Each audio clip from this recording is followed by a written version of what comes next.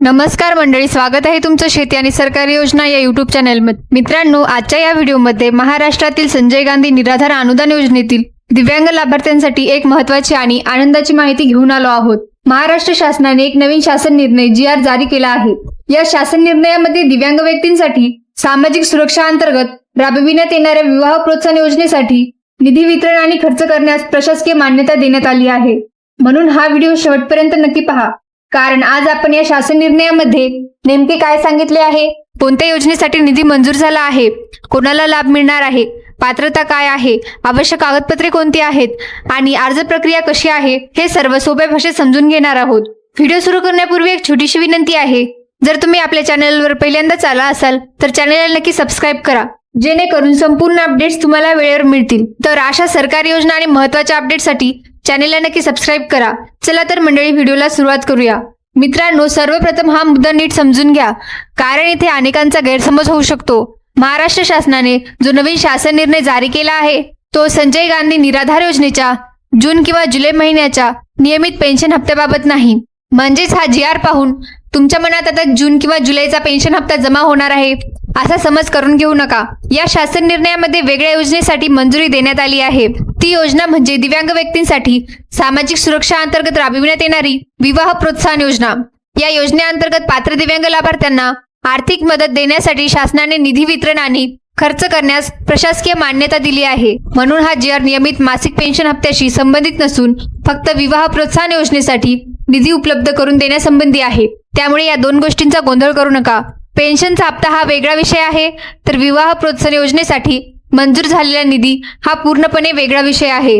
आता हा निधी नेमका कोणत्या विभागामार्फत दिला जाणार आहे तेही सोप्या भाषेत समजून घेऊया। या शासन निर्णयानुसार दिव्यांग सक्षमीकरण विभागामार्फत या योजनेचा निधी पात्र लाभार्थ्यांना वितरित केला जाणार आहे। शासनाने असेही स्पष्ट केले आहे की आर्थिक वर्ष 2026 ते 27 मधील पहिल्या 9 महिन्यांसाठी म्हणजे डिसेंबर 2026 पर्यंत आवश्यक असलेल्या खर्चासाठी वित्त विभागाने 60% मर्यादेपर्यंत निधी उपलब्ध करून दिला आहे। यानंतर या उपलब्ध निधीतून दिव्यांग व्यक्तींसाठी सामाजिक सुरक्षा अंतर्गत राबविण्यात येणाऱ्या विवाह प्रोत्साहन योजनेसाठी निधी वितरण आणि खर्च करण्यास प्रशासकीय मान्यता देण्यात आली आहे। म्हणजेच या योजनेसाठी शासनाकडून निधी उपलब्ध झाल्यास आता तो नियमानुसार पात्र लाभार्थ्यांपर्यंत पोहोचवण्याची प्रक्रिया केली जाणार आहे। आता अनेकांच्या मनात प्रश्न येत असेल की ही योजना नेमकी कोणती आहे।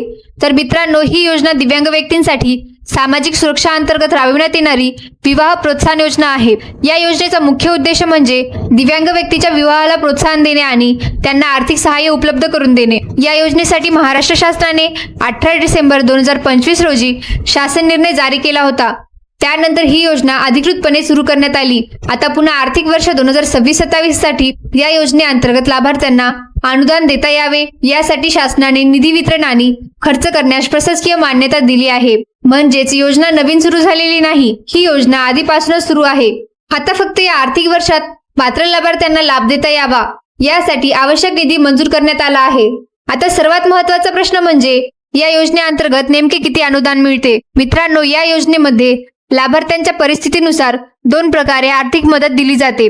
पहिली परिस्थिती अशी आहे की जर दिव्यांग व्यक्तीचा विवाह अपंग व्यक्तीशी झाला असेल तर अशा पात्र दाम्पत्याला शासनाकडून 1,50,000 रुपयांचे प्रोत्साहनपर अनुदान दिले जाते। दुसरी परिस्थिती अशी आहे की जर दिव्यांग व्यक्तीचा विवाह दुसऱ्या दिव्यांग व्यक्तीशी झाला असेल तर अशा पात्र दाम्पत्याला 2,50,000 रुपयांचे प्रोत्साहनपर अनुदान दिले जाते।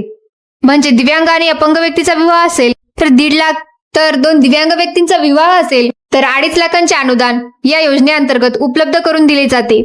आता जाणून घेऊया या योजनेचे अनुदान लाभार्थ्यांना नेमके कशा पद्धतीने दिले जाते। मित्रांनो, या योजनेअंतर्गत मंजूर होणारी संपूर्ण अनुदानाची रक्कम पती पत्नीच्या आधारशी संलग्न असलेल्या संयुक्त बँक खात्यामध्ये DBT म्हणजेच थेट लाभ हस्तांतरण प्रणालीद्वारे जमा केली जाते। म्हणजे कोणत्याही मध्यस्थाशिवाय पैसे थेट लाभार्थ्यांच्या बँक खात्यात जमा होतात। मात्र या योजनेमध्ये एक महत्त्वाची अट देखील ठेवण्यात आली आहे, ती म्हणजे मिळालेल्या एकूण अनुदानापैकी 50% रक्कम 5 वर्षासाठी मुदत ठेवीमध्ये म्हणजेच फिक्स्ड डिपॉझिट FD स्वरूपात ठेवावी लागेल। उर्वरित 50% रक्कम लाभार्थी नियमानुसार वापरू शकतात। त्यामुळे या योजनेसाठी अर्ज करण्यापूर्वी ही अट लक्षात ठेवणे अत्यंत महत्त्वाचे आहे। आता या योजनेचा लाभ कोणाला मिळू शकतो, म्हणजे या योजनेसाठी पात्रता काय आहे ते सोप्या भाषेत समजून घेऊया। सर्वप्रथम पहिली अट पाहूया। या योजनेचा लाभ घेण्यासाठी वधू किंवा वर यापैकी किमान एक तरी व्यक्ती दिव्यांग असणे आवश्यक आहे. तसेच त्या व्यक्तीचे दिव्यांगत्व किमान 40% किंवा त्यापेक्षा जास्त असणे बंधनकारक आहे. याशिवाय त्या दिव्यांग व्यक्तीकडे आधार कार्डशी संलग्न असलेले वैध UDID कार्ड असणे ही आवश्यक आहे. म्हणजेच फक्त दिव्यांग प्रमाणपत्र असणे पुरेसे नाही, तर शासनाने मान्य केलेले आणि आधारशी लिंक केलेले UDID कार्ड असणे आवश्यक आहे. आता दुसरी अट पाहूया. दिव्यांग वधू किंवा वर यापैकी किमान एक व्यक्ती महाराष्ट्र राज्याचा कायमस्वरूपी रहिवासी असणे आवश्यक आहे. या योजनेचा लाभ घेण्यासाठी महाराष्ट्राचे रहिवासी असणे ही महत्वाची अट शासनाने ठेवली आहे. या दोन्ही अटी पूर्ण झाल्यानंतरच पुढील पात्रतेनुसार लाभार्थी या योजनेसाठी अर्ज करू शकतात. आता या योजनेच्या उर्वरित महत्वाच्या अटी सोप्या भाषेत समजून घेऊया. तिसरी अट अशी आहे की वधू आणि वर यांचा हा प्रथम विवाह असावा. म्हणजेच ही योजना प्रामुख्याने पहिल्या विवाहासाठी लागू आहे. मात्र जर वधू किंवा वर यापैकी कोणी घटस्फोटित असेल तर त्याबाबतची माहिती अर्जामध्ये स्पष्टपणे नमूद करणे आवश्यक आहे. त्यामुळे अर्ज भरताना कोणतीही माहिती लपवू नका आणि सर्व माहिती अचूक द्या. आता चौथी अट पाहूया.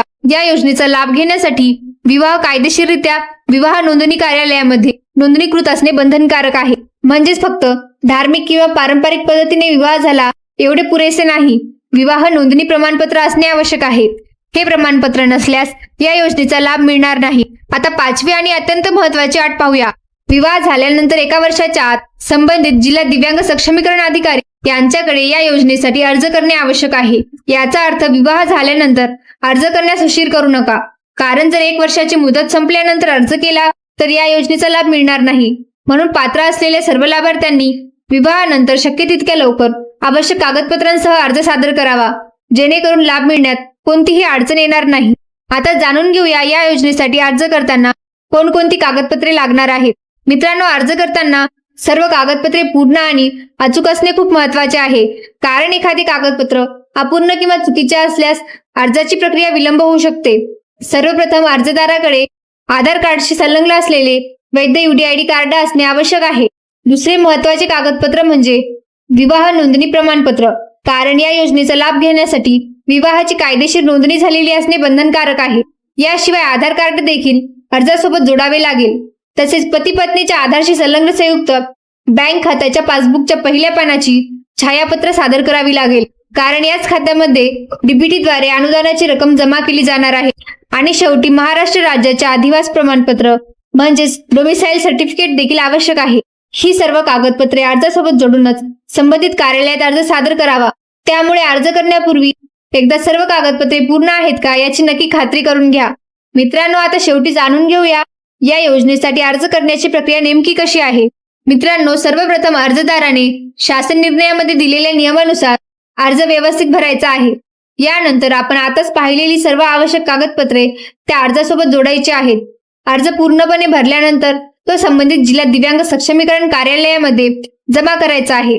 अर्ज जमा झाल्यानंतर संबंधित कार्यालयाकडून अर्ज आणि कागदपत्रांची सविस्तर पडताळणी केली जाते. म्हणजेच अर्जदाराने दिलेली माहिती आणि जोडलेली कागदपत्रे योग्य आहेत की नाही याची खात्री केली जाते. जर अर्ज आणि कागदपत्रे नियमानुसार योग्य आढळली तर त्या पात्र लाभार्थ्यांचा प्रस्ताव निवड समितीकडे मंजुरीसाठी पाठवला जातो आणि शेवटी निवड समितीकडून मंजुरी मिळाल्यानंतरच पात्र लाभार्थ्यांना या योजनेअंतर्गत अनुदानाचा लाभ दिला जातो. म्हणून अर्ज भरताना कोणतीही माहिती चुकीची देऊ नका आणि सर्व आवश्यक कागदपत्रे पूर्ण असल्याची खात्री करूनच अर्ज सादर करा.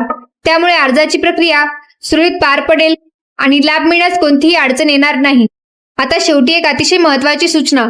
जर तुम्ही किंवा तुमच्या कुटुंबातील नातेवाईकांपैकी किंवा ओळखीतील एखादी दिव्यांग व्यक्ती या योजनेसाठी पात्र असेल तर विवाह झाल्यानंतर 1 वर्षाच्या आतच अर्ज करणे आवश्यक आहे. ही मदत चुकवू नका, कारण 1 वर्षानंतर अर्ज केल्यास या योजनेचा लाभ मिळणार नाही.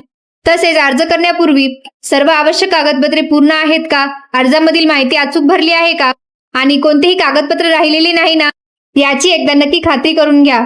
यामुळे अर्जाची पडताळणी लवकर होईल आणि पात्र असल्यास अनुदान मिळण्याची प्रक्रिया देखील सुरळीत पार पडेल. म्हणून जर तुम्ही या योजनेसाठी पात्र असाल तर अर्ज करण्यास अजिबात उशीर करू नका आणि दिलेल्या मुदतीतच अर्ज सादर करा. मित्रांनो, आजच्या व्हिडिओमध्ये आपण महाराष्ट्र शासनाने जारी केलेल्या शासन निर्णयानुसार दिव्यांग व्यक्तींसाठी सामाजिक सुरक्षा अंतर्गत विवाह प्रोत्साहन योजनेबाबतची संपूर्ण माहिती सोप्या भाषेत जाणून घेतली. या व्हिडिओमध्ये आपण या योजनेअंतर्गत कोणाला 1,50,000 आणि कोणाला 2,50,000 प्रोत्साहनपर अनुदान मिळते हे समजून घेतले. तसेच हे अनुदान डीबीटीद्वारे थेट पती पत्नीच्या संयुक्त बँक खात्यामध्ये जमा केले जाते. तसेच मिळालेल्या अनुदानापैकी 50% रक्कम 5 वर्षांसाठी मुदत ठेवीमध्ये ठेवणे आवश्यक असते. ही महत्त्वाची अट देखील आपण पाहिली. याशिवाय या योजनेसाठी आवश्यक पात्रता, कागदपत्रे आणि अर्ज प्रक्रिया देखील आपण सविस्तर समजून घेतली. मित्रांनो, शेती आणि सरकारी योजनांचे असेच रोजचे महत्त्वाचे अपडेट्स थेट तुम्हाला तुमच्या मोबाईलवर मिळवायचे असतील तर आताच व्हॉट्सअप ग्रुपमध्ये नक्की सामील व्हा. व्हॉट्सअप ग्रुपची लिंक या व्हिडिओच्या डिस्क्रिप्शनमध्ये दिली आहे. त्या लिंकवर क्लिक करा आणि आजच ग्रुप जॉईन करा. आणि हा व्हिडिओ तुम्हाला उपयुक्त वाटला असेल तर व्हिडिओला एक लाईक नक्की करा. जास्तीत जास्त मित्रांपर्यंत शेअर करा आणि अशाच महत्त्वाच्या सरकारी योजना व अपडेटसाठी आमच्या चॅनलला सबस्क्राईब करून बेल आयकॉनही दाबा, जेणेकरून प्रत्येक नवीन अपडेट सर्वप्रथम तुम्हाला मिळेल. धन्यवाद. भेटूया अशाच नवीन अपडेटसह. जय हिंद, जय महाराष्ट्र.